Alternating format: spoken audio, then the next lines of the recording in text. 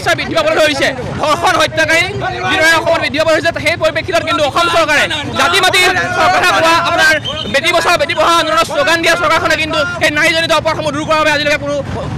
সিদ্ধান্ত লোৱা পৰিক্ষেত্ৰত উল্লেখিত হোৱা নাই তেওঁলোকে বিভিন্ন আইনৰ জৰিয়তে ধৰ্ষণকাৰী উপযুক্ত দৃষ্টান্তমূলক শাস্তি দিয়াৰ বাবে যি আইন প্ৰণয়ন কৰিব লাগিছে আজি পৰ্যন্ত কিন্তু তেওঁলোকে তাত সম্পূৰ্ণভাৱে ব্যৰ্থ হৈছে ধৰ্ষণকাৰীক তেওঁলোকে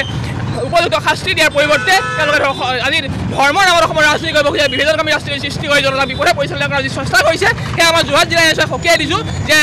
নাৰী যদি সুৰক্ষা দিব নোৱাৰে আজি গৃহ বিভাগে তেওঁৰ নৈতিক দায়িত্ব স্বীকাৰ কৰি পদত্যাগ কৰক অনাগত সময়ত কিন্তু ইয়াৰ বিৰুদ্ধে জংগী আন্দোলন গঢ়ি তোলা হ'ব বা বিভিন্ন ধৰণৰ আমি কাৰ্যসূচী হাতত ল'ম আজি মুখ্যমন্ত্ৰীগৰাকীৰ বিৰুদ্ধে গোচৰ ধৰিছে বিৰোধী ঐক্যমঞ্চে তেওঁলোকে মুখ্যমন্ত্ৰীগৰাকীৰ বিৰুদ্ধে গোচৰ কৰিছে তেওঁলোকে কি হৈছে নাৰীজনিত অপৰাধ বা এই বস্তুসমূহক লৈ পেলাই তেওঁলোকে কোনো ধৰণৰ পদক্ষেপ লোৱাৰ পৰিলক্ষিত হোৱা নাই তেওঁলোকে মাত্ৰ উজনি নামনি বিভিন্ন ধৰণৰ সমস্যাৰ সৃষ্টি কৰি তেওঁলোকে জনতাক বিভ্ৰান্ত কৰিব সৃষ্টি কৰিছে গতিকে আমি বিচাৰিম যে প্ৰতিগৰাকী নাৰীয়ে অসমত থকা প্ৰতিগৰাকী নাৰীয়ে সুৰক্ষা পাব লাগিব প্ৰতিগৰাকী নাৰী নিৰ্ভীকভাৱে অসমত বিচৰণ কৰিব পাৰিব লাগিব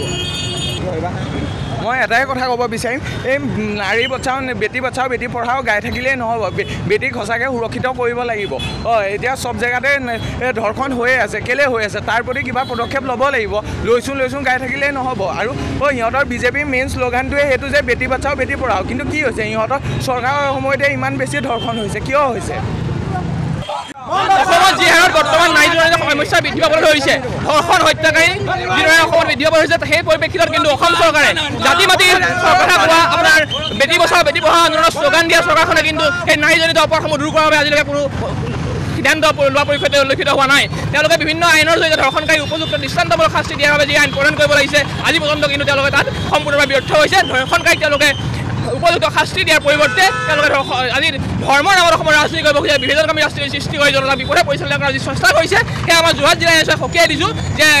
নাৰী যদি সুৰক্ষা দিব নোৱাৰে আজি গৃহ বিভাগে তেওঁৰ নৈতিক দায়িত্ব স্বীকাৰ কৰি পদত্যাগ কৰক অনাগত সময়ত কিন্তু ইয়াৰ বিৰুদ্ধে জংগী আন্দোলন গঢ়ি তোলা হ'ব বা বিভিন্ন ধৰণৰ আমি কাৰ্যসূচী হাতত ল'ম আজি মুখ্যমন্ত্ৰীগৰাকীৰ বিৰুদ্ধে গোচৰ ধৰিছে বিৰোধী ঐক্যমঞ্চে তেওঁলোকে মুখ্যমন্ত্ৰীগৰাকীৰ বিৰুদ্ধে গোচৰ কৰিছে তেওঁলোকে কি হৈছে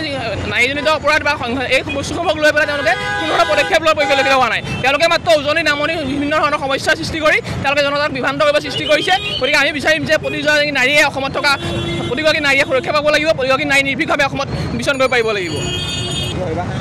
মই এটাই কথা ক'ব বিচাৰিম এই নাৰী বচাও বেটি পঢ়াও গাই থাকিলেই নহ'ব বেটিক সঁচাকৈ সুৰক্ষিত কৰিব লাগিব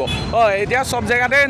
ধৰ্ষণ হৈয়ে আছে কেলৈ হৈ আছে তাৰ প্ৰতি কিবা পদক্ষেপ ল'ব লাগিব লৈছোঁ গাই থাকিলেই নহ'ব আৰু সিহঁতৰ বিজেপিৰ মেইন শ্লোগানটোৱে সেইটো যে বেটি বচাও বেটি পঢ়াও কিন্তু কি হৈছে ইহঁতৰ চৰকাৰৰ সময়তে ইমান বেছি ধৰ্ষণ হৈছে কিয় হৈছে